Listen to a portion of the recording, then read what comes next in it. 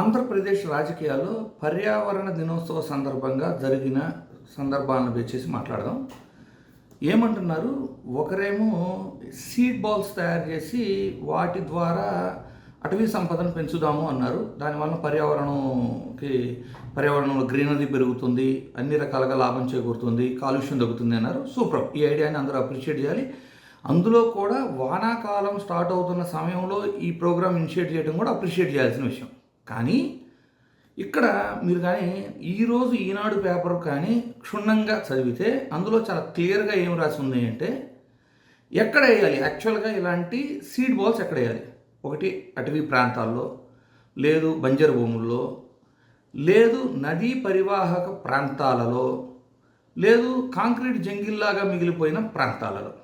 ఇప్పుడు నదీ పరివాహక ప్రాంతాలు అంటే మరి అమరావతి నదికి ఆనుకునున్న అమరావతి రాజధానిలో వేస్తారా, లేదు కరకట్ట మీద ఉన్న చంద్రబాబు ఇంటి చుట్టూ వేస్తారా?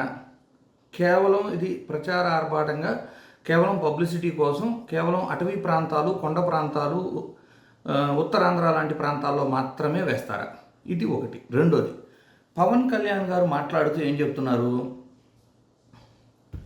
50% 2047 సమయానికి ఆంధ్రప్రదేశ్లో 50% ల్యాండ్ని గ్రీన్ కవర్ కిందకి తీసుకురావాలి అంటున్నారు. ప్రధానంగా గ్రీన్ కవర్ అంటే ఈ రోజున అర్బన్ ఫారెస్ట్ కాన్సెప్ట్లు వచ్చినా కూడా గ్రీన్ కవర్ అంటే వృక్ష సంపదను పెంచుతూ అటవీ ప్రాంతం లాగా తయారు చేయడం, గ్రీనరీ పెంచడం అనేది సబ్జెక్ట్. అసలు భౌగోళికంగా ఆంధ్రప్రదేశ్లో ప్రస్తుతం ఈ ల్యాండ్ డిస్ట్రిబ్యూషన్ ఎలా ఉంది? వ్యవసాయానికి పూర్తి వ్యవసాయానికి అనుకూలంగా దగ్గర 40% ఆఫ్ ద ల్యాండ్ ఉంది.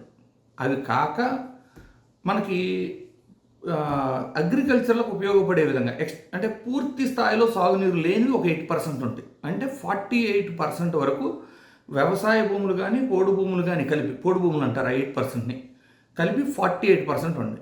అంటే రెసిడెన్షియల్ ఎంత ఉంది? రోడ్లు అవ్వచ్చు, రెసిడెన్షియల్ అవ్వచ్చు, గ్రామీణ పట్టణ ప్రాంతాలు అన్నీ కలిపి కూడా 14 to 15%లో మాత్రమే ఉన్నాం. అటవీ భూములుగా 22% ఉంది. అంటే 48% ఏమో వ్యవసాయ భూమి, పోడు భూములు, 22% ఏమో అటవీ భూములు. అంటే ఇక్కడికి ఎంత అయిపోయిందండి? 70% అయిపోయింది. ఆల్రెడీ మనం ఉండే రెసిడెన్షియల్ అండ్ రోడ్స్ ఒక 15% అయిపోయింది. అంటే 85% పైన ఇక్కడికి అయిపోయింది. అంటే బంజరు భూములు లాంటివి, అంటే వ్యవసాయానికి ఉపయోగపడని వేస్ట్ ల్యాండ్స్ లాంటివి ఒక 8% ఉంది. అంటే వీళ్ళు గ్రీనరీ కవర్ కింద 50% ల్యాండ్ని తీసుకురావడానికి బేసిక్గా ఆంధ్రప్రదేశ్లో ప్రస్తుత భౌగోళిక పరిస్థితుల్లో ఉన్న ల్యాండ్ డిస్ట్రిబ్యూషన్ కూడా వీళ్ళకి తెలియకుండా ప్రజలకి మినిమం అవగాహన ఉండదు కదా అని ప్రచార ఆర్భాటాలు చేయటం. అంటే వీళ్ళు నిజంగా 50% గ్రీనరీ కవర్ కింద తీసుకురావాలంటే మీకు అటవీ అండ్ వ్యవసాయ భూములే ఇప్పటికే 70 అండ్ రెసిడెన్షియల్ కలిపి 85% ఉంటే ఎక్కడి నుంచి మీరు ఇంకా 30% ఇంప్రూవ్ చేయగలరు? లేని ల్యాండ్ని ఎక్కడ గ్రీన్ కవర్ చేయగలరు? ఒకటి. రెండోది, చంద్రబాబు గారి విషయానికి వెళ్దాం. చంద్రబాబు గారు అనౌన్స్ చేసిన విజన్ 2047లో ఆయన ఏం చెప్తున్నారు? అర్బనైజేషన్ని 60% చేస్తానంటున్నారు.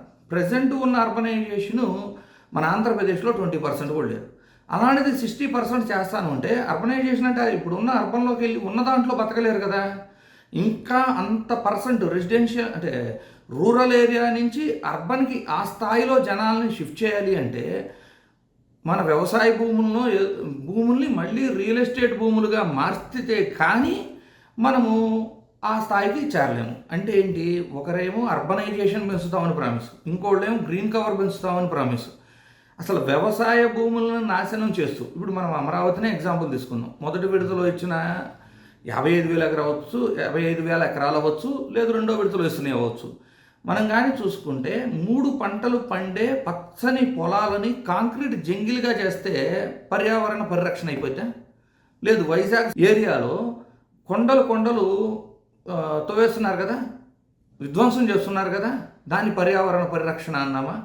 లేదు. రీసెంట్గానే ఒక వారం క్రితమో 2 వారాల క్రితమో మనం కానీ నోటీస్ చేస్తే నేషనల్ గ్రీన్ ట్రిబ్యునల్ వాళ్ళు కూడా ఏంటి, ఆంధ్రప్రదేశ్లో అక్రమ తవ్వకాలు జరుగుతున్నాయి, నదుల్లో ఇసుక తోడేస్తున్నారు, ఇంత దారుణంగా ఒక ప్రీ ప్లాన్డ్ లిమిటేషన్స్ లేకుండా తవ్వటం అక్రమం అని నోటీసులు ఇచ్చింది. అంటే ఇసుక అక్రమంగా తవ్వేస్తే ప్రకృతి విధ్వంసం కాదు, లేదు ఋషికొండ లాంటి సింహాచలం కొండల్లో చేసేది విధ్వంసం కాదు, అక్రమ మైనింగ్ చేసేది విధ్వంసం కాదు, పచ్చని పొలాలను నాశనం చేసి కాంక్రీట్ జంగిల్ చేస్తే విధ్వంసం కాదు.